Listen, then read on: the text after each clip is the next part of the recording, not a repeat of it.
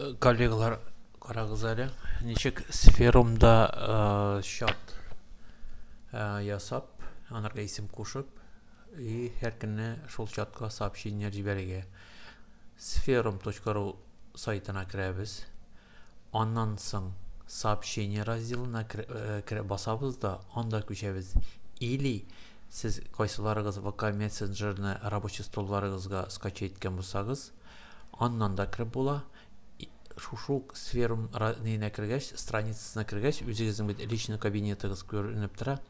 Менә мында открыть VK мессенджерға бассаңыз да, шулық мында бассаңыз да, шулық страница ашыла.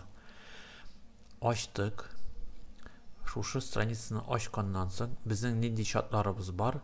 Менә шушы шатларыбыз сол жақта көрінә.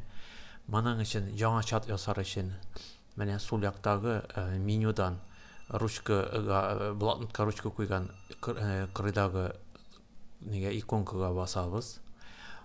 Чатның исеме береміз. Misal үшін мен 9-шы классқа физикаға тізімде. 9 класс физика. 9 класс физикаға. Hem балаларына жиям. Мен мында балалар 9-шы класста мен 1-2 баланың қоярмын. Насырова Гүлфине, Тимурны, тағы кімлеріміз бар анда біздің? Эльвина Галиева, Абсалямов. Hem шуша ол 9-шы класс оқушыларын жиямда мен. 9-шы класс оқушыларын жиямда. Создать чат Рәсүл бар екен әлі бұнда менен да. Создать чатқа басам. Бәтті сте чатның исеме белгілі. Мен мұнда бір әтілі сообщение жіберем. Misal үшін исәнләшіп, анда мен бұларға бір смайлик қына жіберем. Смайлик қына жіберем де менә менің чатым тізілген бұла.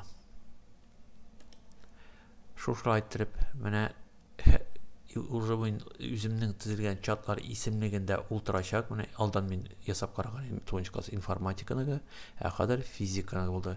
Мен оқушыларға егіншкені кіремде, менемді 9-шы классы шықты. Классның исеме чатның исемен цифрдан башласак, менә көрініп тұрамында иконкада 9-лы. Менә шушылай гына жаңа чат ясыйбыз өзіміздің классларға. Өзіміз қайсы классада қайсы предметлар оқытабыз. Hem аларға сообщение минимум кенге бір чатқа 3 сообщение жібереге. Менә шушы. Аңыратылмаса инде сұрауларыңызны язырсыз.